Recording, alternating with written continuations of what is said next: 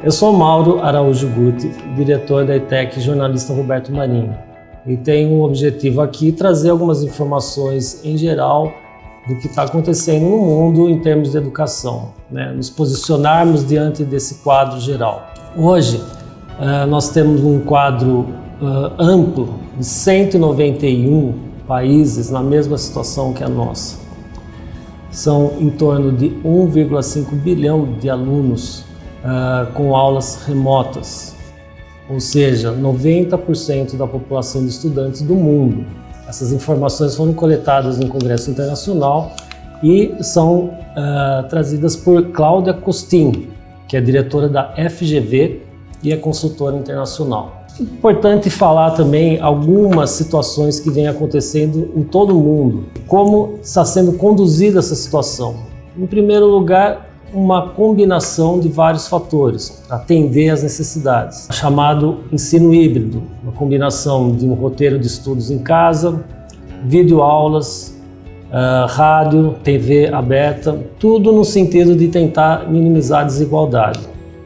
A orientação aos pais, o estímulo aos professores em produzir suas videoaulas, conversando com os alunos, né? Tentando trazer um pouco a ideia da sala de aula, a familiaridade que tem do aluno enxergando e vendo o professor falar. A formação emergencial de professores e funcionários e todos os atores do processo e um planejamento cuidadoso do retorno às aulas. O que se espera no Brasil nesse momento? Que se pense de forma diferente, porém de forma coordenada em suas ações, e faça um plano adaptativo e emergencial de planejamento ao retorno das aulas, através dos protocolos de higiene e saúde. Obviamente, negociar recursos e otimizar recursos. Investir na inovação, sem dúvida nenhuma. Aprender com o processo. É um processo diferente do que nós passamos até então. E procurar engajar todos nesse processo. Em tese, nenhum país voltou literalmente ao antigo ensino presencial, e sim vem trabalhando nesse formato híbrido, que parece ser também uma tendência. A seguir os protocolos sanitários, sem dúvida nenhuma, isso está sendo ainda elaborado, trabalhado pelas instituições, pela escola, pelo Centro Paula Souza. Fazer o acolhimento do aluno, principalmente pensando na questão emocional, esse retorno e o aprendizado dele, fazer uma avaliação mais criteriosa e também flexível, né, do desempenho do aluno, uma busca por aqueles que evadiram ou não retornaram nesse período, ou tiveram receio de investir e de se aventurar nesse processo não presencial, semipresencial. E a formação continuada dos professores e dos funcionários, isso realmente é a tendência no mundo todo. Se a gente pensar como uma tendência no mundo, né, a gente tem como proposta mundial de educação, até 2030, assegurar a educação inclusiva, equitativa e de qualidade, e promover oportunidades de aprendizagem ao longo da vida para todos. Então, essa é uma proposta mundial. E uma tendência na educação no mundo, independente da pandemia, ou seja, saindo desse quadro de pandemia que a gente vive hoje, mas pensando na educação de uma forma geral, entre alguns itens, o foco em resolução colaborativa de problemas e em criatividade. Isso é o que se espera desenvolver nos alunos até meados de 2030.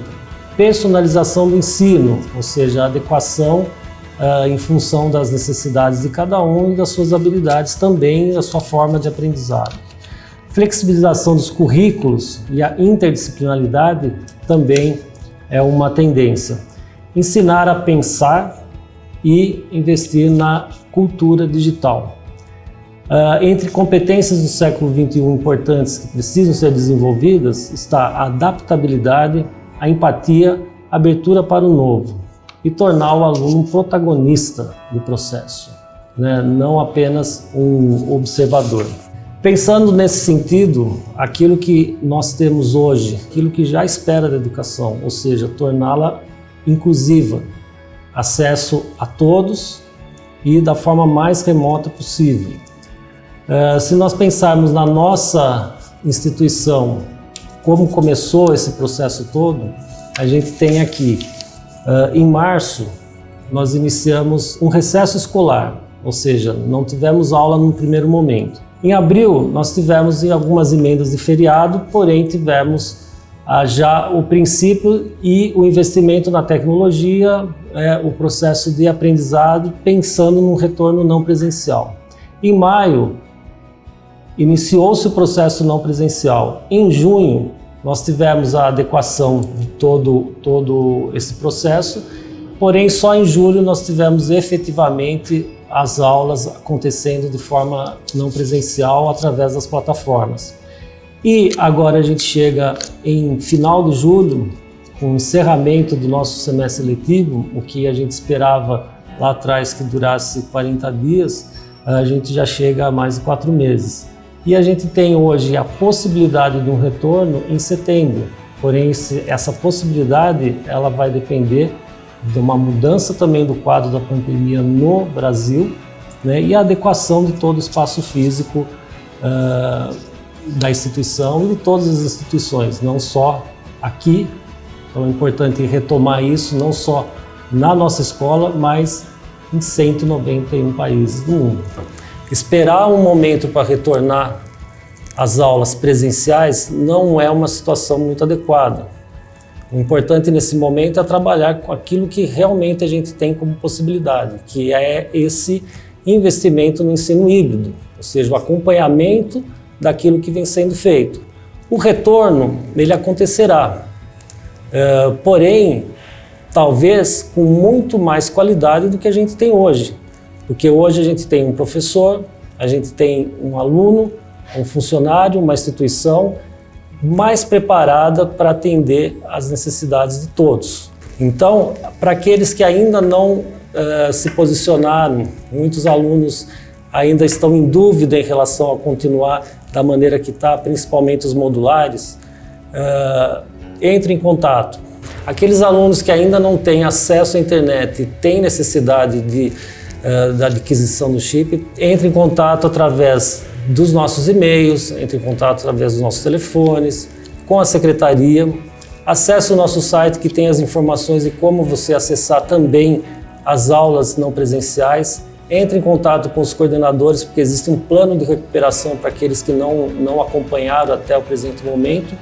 E, por último, a rematrícula, que ela foi adiada até dia 14/8. Então, aqueles que ainda têm interesse, né, em participar desse plano de recuperação e querem fazer a sua rematrícula, é essa possibilidade. Então, enfim, essa opção de um retorno, aguardar um retorno para que você tenha a aula presencial, é muito duvidosa. É um momento duvidoso, a gente não sabe quando isso vai ser possível. Talvez a gente não tenha a possibilidade de recuperar o tempo perdido, né? Mas a gente tem a possibilidade de avançar muito mais na educação de uma forma geral, como nunca foi possível antes. Obrigado.